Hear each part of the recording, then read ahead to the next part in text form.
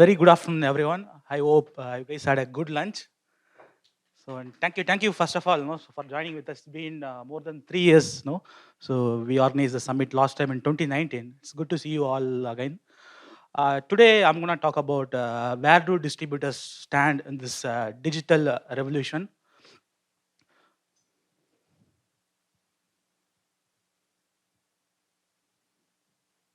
Yeah, so I'm going to cover, it look like there are a lot of things, but I'll just make it simple.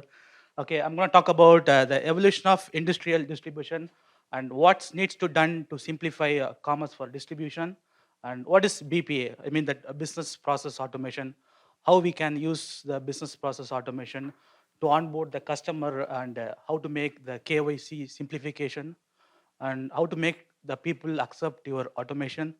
And we can also see some case study for court negotiation and omni-channel experiences.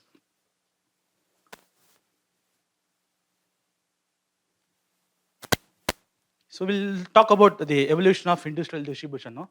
So I think you guys have that right. The first evolution started in 18th and 19th century with the steam engine, and then the second revolution with electric power, steel and oil and electronics and assembly line and automobiles, and the third revolution with the internet, computers and digital storage devices.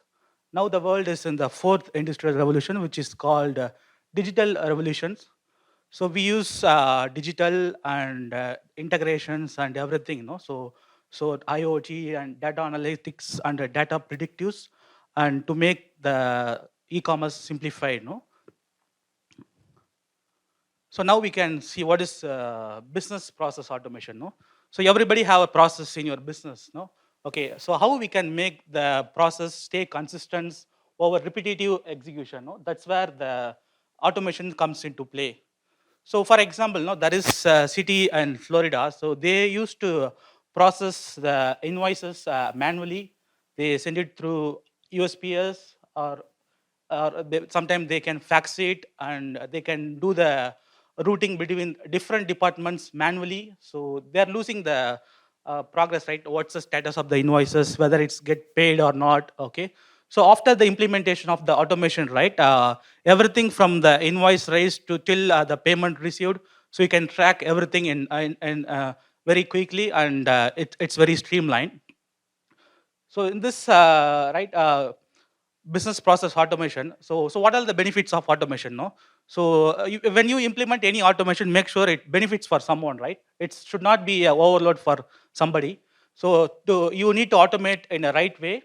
So there are some benefits, like of course when you automate things, it's very cost effective, and you can also reduce the errors. No, that's very important. You should not just like that see, okay, it tells to reduce the cost. You can also make sure you don't have errors with automation. And then the reusability and the repeatability, and you can follow the standard process and production. No? When you go for automations, there is no need of to worry about that, right? Whether you're following standard, you already done the standards, everything, and you don't want to do any manual review. And also, of course, it helps to increase the customer satisfaction, right? So let's say in automations, for example, if you would bot system, right? So you don't want to worry the customers, right? So the bots will take care of that answering customers and make sure that customer have a seamless experience on the website. And you have centralized communication, so you don't want to have different places to manage data and everything. You can have a centralized system where you can manage your data, and in one click you can see everything.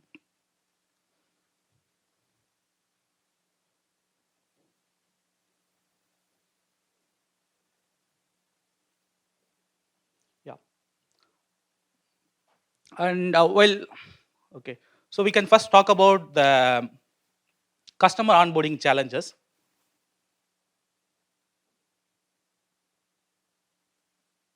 So when you talk about customer onboarding, so we have too much of information to process. So customer need to enter a lot of information. So sometimes customer feel, okay, they don't want to go with this seller. They can maybe choose someone to make the simple onboarding. So this is where a lot of buyers are missing the customers. So we need to have a seamless experience on that. And then the automation need to be very helpful. Let's take a sales team, right? They're doing a major role on selling. So let's say if you are implementing some automations, so you need to see how it helping for the sales team. It should not be another to-dos for sales team. It should helpful for them. And we need to make sure that we train the team for the automation and also code negotiation. I think in previous session also, right, Sachin talked about this codes and everything. So how to simplify the code negotiation and then the omni-channel experience. Okay, so yeah, so I can go and check it out in website, and maybe I can place order in website and go and pick it up, or else few items I can go to store and pick up. Few items I can get to deliver to my home, right? So you need to have these kind of experiences need to be automated. Okay, and on the customer onboarding, yeah, so there are a lot of informations you need to get from them, and sometimes you can have the redundant information, right? So to onboard, you might have same questions. No, let's say if you have different departments working on that, sometimes the questions will be repetitive. So we need to avoid this with automation. So we can have a centralized system that automatically pull up data, and it helps for simplification. Okay, so yeah, as I said, right, using AI and chatbots, it's really helpful for getting the information. So let's say if salesperson is talking with the customer, they already gathered some data. So using those data, you can see how we can make the onboarding process easier, and also the automatically appoint the sales representative, right, based on the customer data.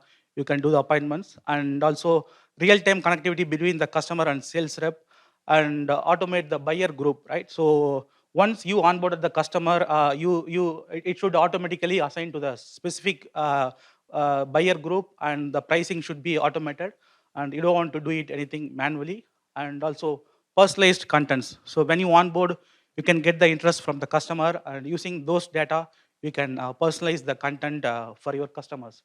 So these are all the things really helpful for the sales and both marketing person to simplify the commerce.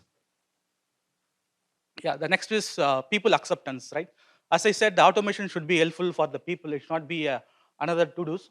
So one of the there are a lot of challenges the salesperson is facing, right? So one is competing with the competitors, and lack of time for selling, and getting a response from the prospect, and prospect reluctance during the negotiation. So these are all a few challenges I researched, and we can see how the automation can help to solve these problems.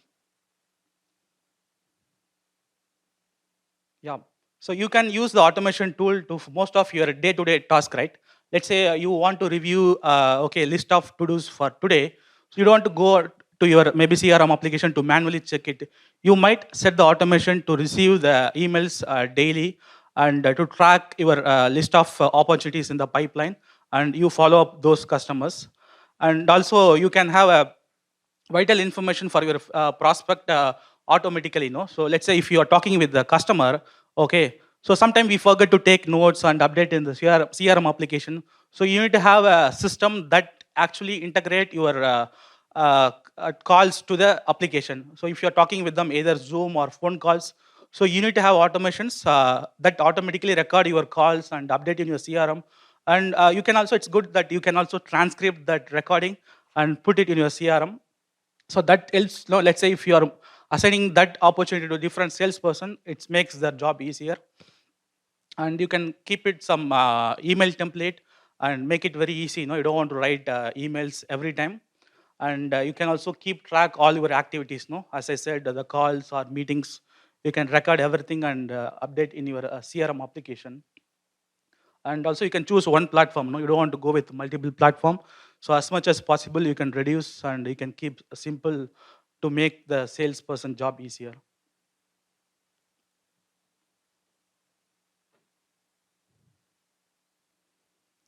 And so as per the research from Gartner, by 2025, they're expecting 60% of B2B sales organization will transition from experience and intuition-based sales to the data-driven sales, right? I think everybody is now talking about data.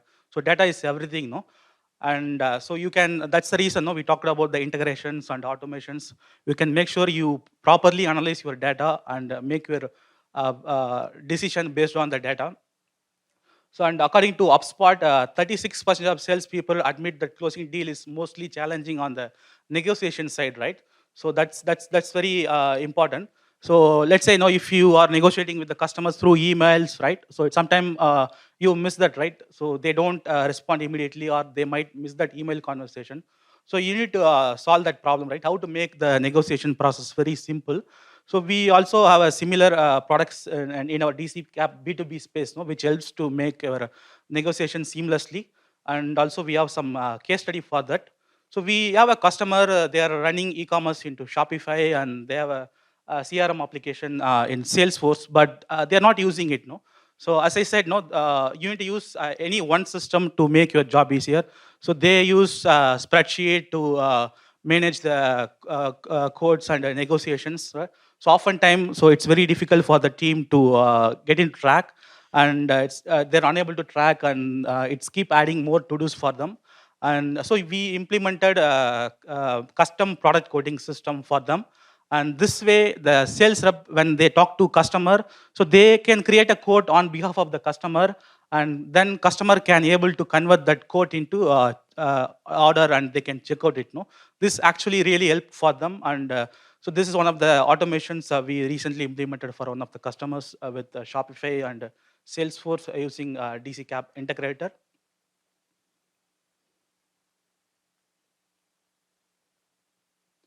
And let's talk about the omni-channel experience, right?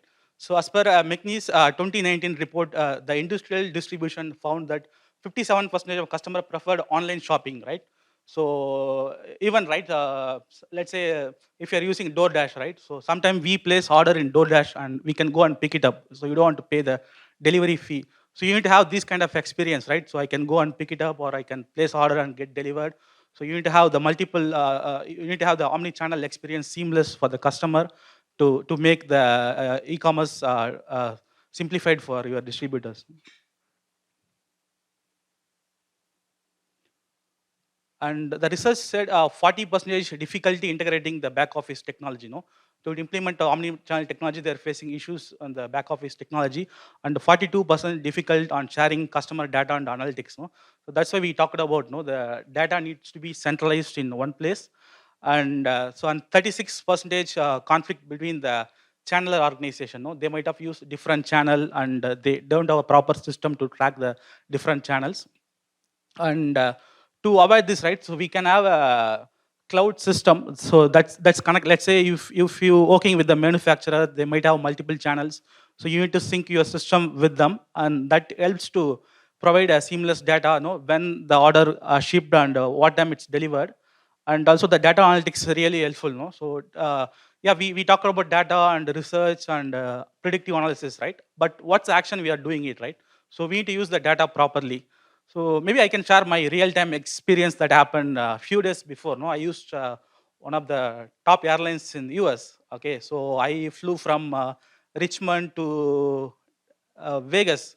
Okay, via Dallas. Okay, my flight from Dallas to Vegas got delayed for 3 hours. Okay, it's supposed to reach Vegas 8:30, but it's delayed, and they said I'll get later flight, and that will take to Vegas 11:30 only. No, so I don't want to go. I don't want to wait the airport. So I inquired with the help desk and said, "Hey, okay, we have another flights flying, so maybe I can make your tickets to that flight." Okay, then I checked. No, yeah, I checked in my bag. So can you make sure that my bags fly with my flight? They said, yes, it's sure that will transit the bag to your same flight that you are flying.